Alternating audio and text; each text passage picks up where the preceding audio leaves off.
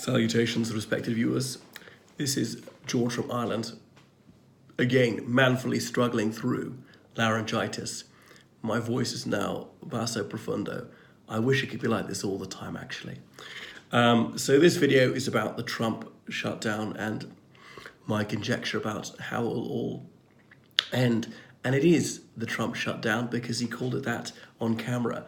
Just occasionally, even the devil can speak the truth. So he seems to regard this as a test of his mettle because somebody's got to blink first, and he's banking on the Democrats, them cracking and saying, okay, you can have your money for your ball, for your wall, or is it a fence? And there's been a lot of semantic footsie about this one. Is there some sort of impassable physical barrier? Should it be a wall? Should it be a fence? Trump really wanted to be a wall, but even he has shifted his language a bit and often saying, well, it doesn't have to be an actual wall. And as I've said elsewhere, I think the wall, in principle, is not a terrible idea if it was not too expensive, if it could be built in a way that didn't disrupt wildlife too much, and things like that. If it could be done reasonably soon and without taking away people's property rights, just impractical. So that's the trouble about American politics, and to some extent politics in other countries too, is about ballsiness, showing how hard you are, you're a real man, swaggering around and fulminating, laying down the law, I'm going to get this. And this nonsense notion of being tough, and I don't think that's what toughness really is. I suppose toughness is having the wisdom and the courage to do something sensible, even when you'll be called a weakling for doing that. See how impetuous Trump is. When he had that meeting with Speaker Nancy Pelosi and Chuck Schumer about a week ago, he walked out of the meeting immediately because they wouldn't cave in instantly. They had to give him everything he wanted. It was an all or nothing approach. So that was that. Shows just how immature he is. And you shouldn't have someone who is effectively a child in the White House. That's not leadership, getting out and stalking off in high dudgeon. So he's not sagacious at all. Trump, a less confrontational approach that might have yielded greater dividends. So toughness can mean admitting that you're wrong and standing up to the ultras within your own party and defending messy compromises, because often that's the best that we can do, and not leaving in logical absolutism, being so categorical, I've got to have this. Now, even Trump has had to come down a little bit on the wall of the idea that Mexico will pay for it. Well, he initially said they might write a check. I'm fair to Trump. He's never fair to anyone else. He said they might write a check. He didn't say they actually would write a check. But now he's saying, well, I never said that they would write us a check. Strictly speaking, that's true. He said they might, not would. But this is, again, disingenuous. It's highly misleading, as much of what he says is misleading when it's not flat out false. So we need honourable compromise to protect us from absolutism. That's a quotation from Bob Dole, the 1996 Republican presidential candidate. I heard it at the time and I remembered it straight away, wrote it down. It stayed with me, and I wish the Republican Party could rediscover its wisdom, its reasonableness of 20 odd years ago. So who's blameworthy for this shutdown? Mr. Trump may think it will be the Democrats, but I know it will be Trump. He is culpable for this, and he said it himself, called it the Trump shutdown. He thought it was a brave thing to do, it was somehow impressive. Absolutely not. But I suppose what he is speculating is that the Democrats cannot bring themselves to see all these federal government workers suffering, and the heart must break. And rather than see these people go without pay, the Democrats will eventually give in. They're going to have to give way, give them this money, because they can't bear to put those federal government workers through penury. Now, I know there's this idea among certain Republicans, Republican advocates like Stephen Crowder, the federal government workers are lackadaisical, useless, and they're always getting it wrong, and they're liberal left, and probably a little bit of that is true for a few of them. But anyway, every government needs workers, needs civil servants, and all the rest of it. So bureaucrats shouldn't be demonized so much. Where would we be without them?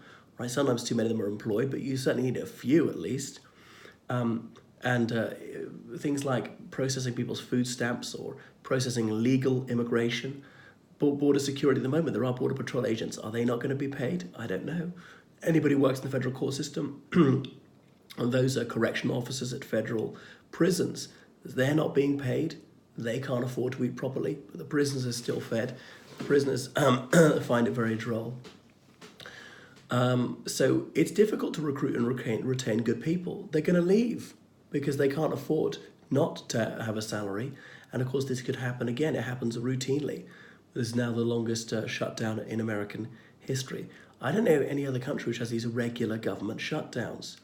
And there's all this brinksmanship going to this the very edge of governmental collapse just because you think you can gain some partisan advantage that way, making the other side give way. Surely there's got to be a more mature way to do this. I'm not saying that Democrats are never responsible for this sort of thing. In this case, they're not.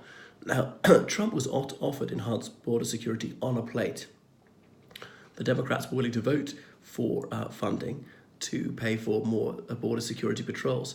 And Trump turned it down. He refused it. He could have improved border security over 3 weeks ago, and he chose not to. If he actually cared about border security, he would have signed off on that. But no, he simply cares about this election pledge of his, which is completely unworkable. Anybody could have told you that. So improved security was his for the taking, and he chose not to take it. So this state of emergency thing is absolute bunkum. It may well fail in court. Only a mountebank would claim that there really is a state of emergency. But anyway, if he wins, this wall is going to be incredibly costly. It's going to take a decade to build. Bear in mind, you have to sequester a lot of people's land, and there may be legal challenges to that. State land, privately owned land. Property is supposed to be sacrosanct for Republicans. I'm always hearing them say, get your government hands off my property. Now you actually want government hands on your property. Federal government hands, that's even worse, isn't it, than state government from a Republican perspective. So the Republicans are going against their own mantras. These will be jackbooted government thugs seizing the land of ranchers and people like that who are just the sort of gun-toting, Bible-reading whites whom Republicans consider their base. And really disrupted legal trade with Mexico and so on. And it'll be very bad for the fauna in the desert.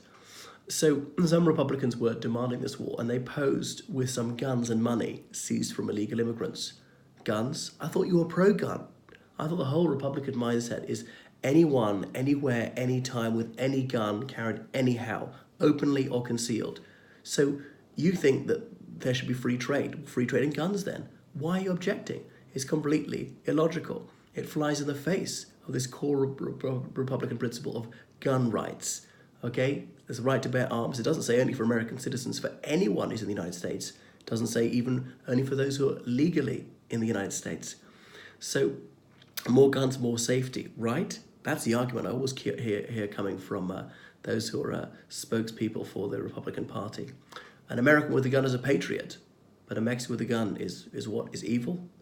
If that were to be one's attitude, that would be patently racist, because the only difference there is not the gun, it's the nationality. So you should be applauding Mexicans for bringing more guns into the United States. And money seized on the border. Money. Yikes! Money. Oh my God. How dangerous. They're bringing in dollar bills, they're bringing in pesos. Oh my goodness. You wouldn't want to touch one of those, would you? I mean, it could burn your hand off or something. You don't want them bringing money. I mean, money would be the worst thing. What? Enriching the country? We can't possibly have money coming into the country. So why don't you stop people sending money in to banks and things like that if money is so bad? If it was drugs, all right, I could see how you could complain about that. But it doesn't make any sense to be worried about money being imported. So Republicans are worrying about this and will drift to compromise. Already a few Republican politicians are saying, come on, get real. We need to fund the government, and we're just going to have to think about the security barrier later, if indeed it's ever to be built. So Trump will eventually have to climb down, and this humiliation may finish him. It will be a bitter disappointment to the faithful. It'll be a kick in the teeth to illegal immigration alarmists. They will not absolve him for this failure of will.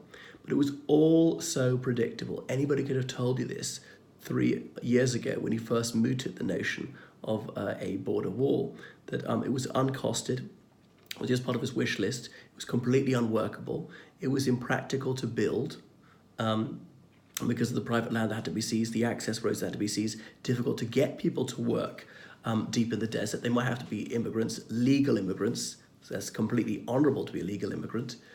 So you might need to increase immigration in order to build this wall to prevent immigration.